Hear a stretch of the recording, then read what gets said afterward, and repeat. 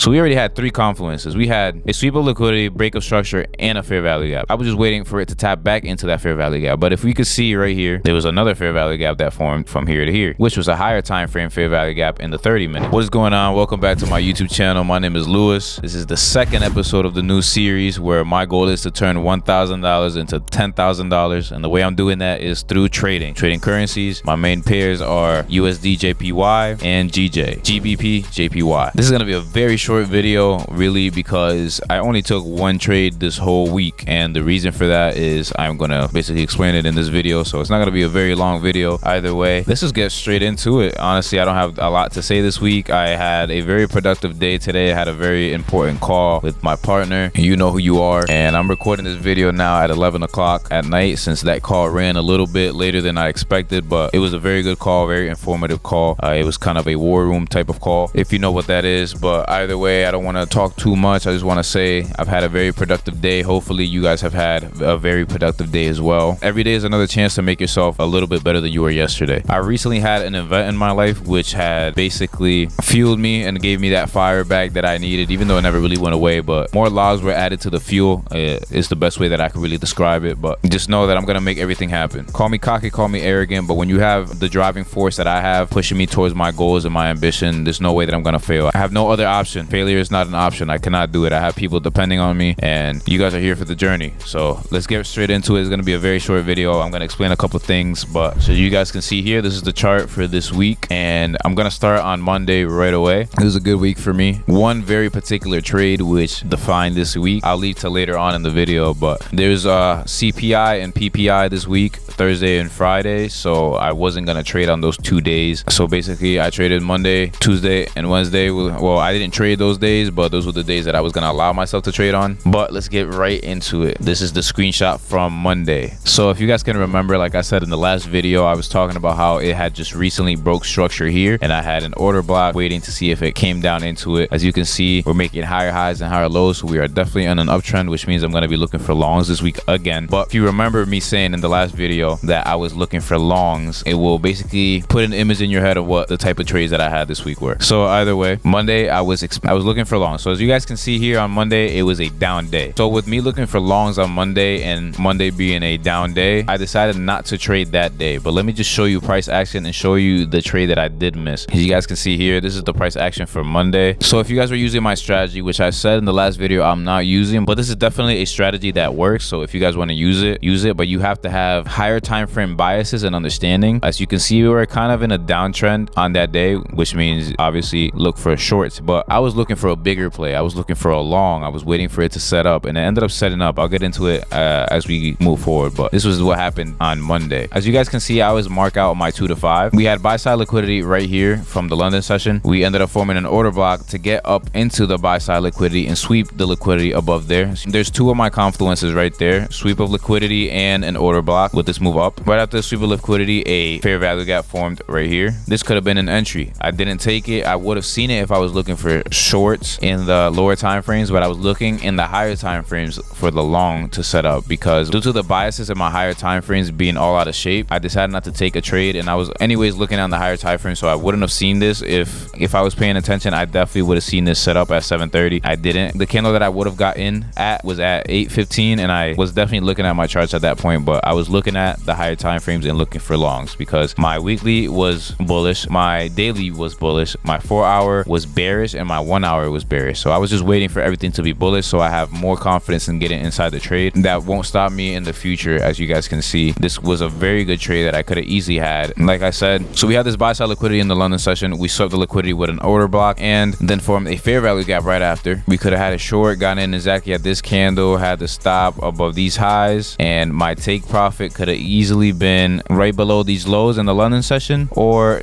I could have targeted the lows over here to the left from the day prior. It would have been a 7-to-1 risk to reward ratio. Perfect trade. Could have had it, didn't have it, not mad at it. I was waiting for the real setup to set up. And let's just move on to the next day so I could tell you guys the $100 trade. So this is what happened on Tuesday. I didn't take a screenshot because this was the trade that I missed, and I was so pissed because this would have been a $100 trade, and I would have had a lot more confidence going into Thursday being a news day, which was gonna hit my target. Can't be mad at it. I just had to take it for what it is. But this was the target. As you guys can see, ended up hitting it on Thursday. But here we go. This is the setup exactly. So I was waiting around, waiting for it to turn bullish again on all of the higher time frames. So I was waiting for it to turn bullish on the 1 hour and the 4 hour. I was already bullish on the daily, like I just said earlier, but around 10:30 this big candle ends up happening, which I noticed with this move down was a sweep of liquidity below these lows right here. So we swept liquidity. I was waiting for a change of structure right here. We had a change of structure. I didn't pick that one up too fast. I guess I could have got in here and it would have been an even better trade, but honestly didn't pick that one up. I don't know why at that point I didn't just get in there, but that's my mistake. Now that I'm looking at it, shift the structure right here. I could have got in. I was waiting for it to make a bigger move so it could be a change of structure on the 4 hour if I'm not mistaken, but this move did it. I was like, okay, perfect. Formed a fair value gap right here. So we already had 3 confluences. We had a sweep of liquidity, break of structure, and a fair value gap. I was just waiting for it to tap back into that fair value gap, but if we could see right here, there was another fair value gap that formed from here to here, which was a higher time frame fair value gap in the 30-minute right here. As you guys can see, 30-minute fair value gap. But let's get back to the 15.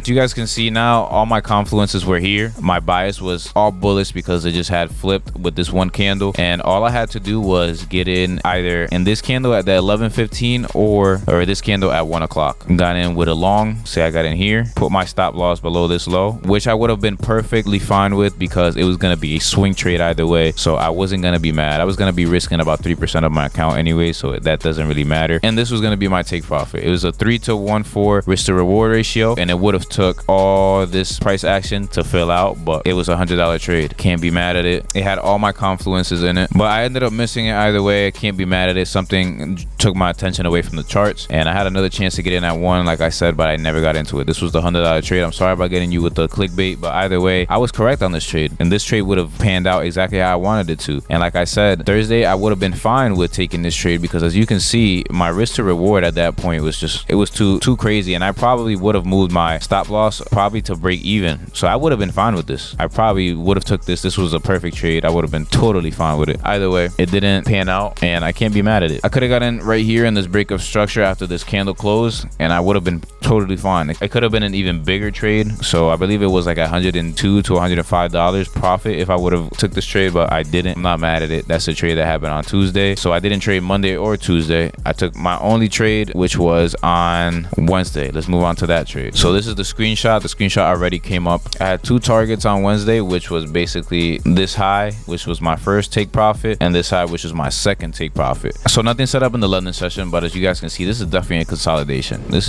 right here is definitely a consolidation. This is just where orders were building up. We ended up breaking the consolidation and going to the upside. So I was like, okay, we sweat that liquidity now. We got liquidity in there. So this was the trade that I ended up taking. It was a 3.14 risk to reward ratio, and it ended up panning out over here on Thursday, but I got out of it early, and I'll explain exactly why I got out of it early. As you guys can see, it hit my first take profit at about 11:30. It gave me 3 chances to really close out my whole position because I had I had a 0.15 lot. It was 2 positions, so I closed out half of the position right here and then let it run. I saw it coming back up, and I went to sleep at night not thinking too much about it, and it gave me multiple chances to take profit, but I went to sleep anyways. And I said, okay, once this was forming again, I said this is gonna be the rally that I'm gonna need. This is just a little retracement so that it could go to my take profit. It ended up coming all the way down through the night, and I was okay with it. I wasn't really mad. As I can see right now, this was just a consolidation, which was gonna lead into the expansion the next day, so I can't really be mad at it. As you guys can see right here, and then it expanded into the take profit later in the day. Since this was my stop loss, and now that I'm thinking about it, I could have easily just kept it, and as you can see, I would have gotten close to being stopped out, but it didn't. Either way,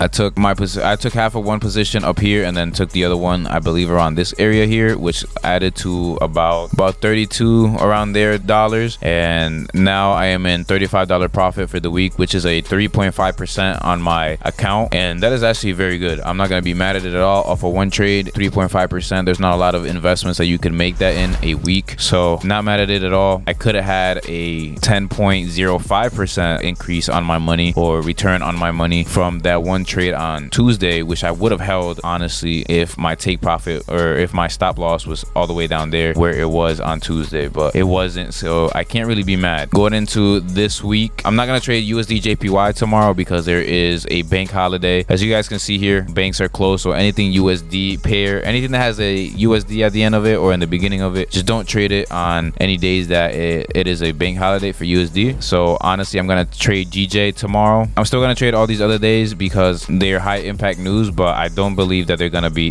that bad. Honestly, except for this CPI for a GDP, I'll probably just trade USD/JPY. These aren't that bad. I'm gonna trade them either way. This is gonna be an experiment week with all this volatility in the market, but we'll end up seeing how it goes. Let's head back and look at GJ and see what I'm gonna do for this week. Okay, so the weekly is bullish. The daily is bullish as well. We're on a rise right here, consolidation area, so I'm thinking it's gonna go up and take the liquidity up of these highs. It kind of had a sweep here, so this could be an order block, so we'll see if it just ends up coming down at all, but I doubt that it does. But since it swept the liquidity below all these lows when it came down to here on the higher time frames, I believe we're gonna end up going higher. I don't see any. Let me see if over here there could be a fair value gap that it could reach for, or maybe this right here. If I extend it out, I'm extending this area out because buyers were not able to get in, and that is just gonna be a magnet for price, honestly. So depending on how it ends up going when I wake up and how the market looks in the pre-market, I'm gonna be looking for a setup around 7 to 9 in the morning just to see how it goes. But I'm gonna expecting it to sweep the liquidity above these highs. This is gonna be my first target. The bottom of the fair value gap is gonna be my second target, but this is gonna be the target for tomorrow. This right here could be a target, honestly. This one high right here. Those are gonna be my targets for tomorrow, depending on how the price is. We got into this fair value gap, so honestly, it could just take a bump up and just go straight up from there. I'm gonna look into it in the 4 hour. It is, if you draw a trend line, I don't use trend lines, but it's technically going up. You see higher highs and higher lows. Right now it's at a move down, but probably by the time I wake up, it'll get above this high. If it is above this high by the time I wake up, definitely bullish. And then the 1 hour, broke structure to the upside on the 1 hour, as you guys can see right here with this high. Broke structure to the upside with this candle. So bullish. I'm gonna be looking for longs tomorrow. I'm gonna look for a good entry. Look for a sniper entry on the 15-minute, and that's basically it for this video. I want to thank you so much for sticking to the end of this video, and thank you for the support. I am putting in work, and I guarantee that I'm gonna make this series a success. That $10,000 is gonna happen. Obviously, I am going to withdraw because you always have to pay the trader. Like I said, once I do get that first $100, that's gonna be withdrawn, and it's gonna go in a frame. Once it gets in that frame, it'll probably be up here somewhere. I don't know, but apart from that, I'm probably just gonna put all my profits into a high yield savings, and then just so I could be ready for tax time. And then I'm also getting a yield on my profits, so it's double profits either way. Learn about finances so that you can have this type of freedom, and I'll catch you in the next video. Thank you so much for watching, and peace.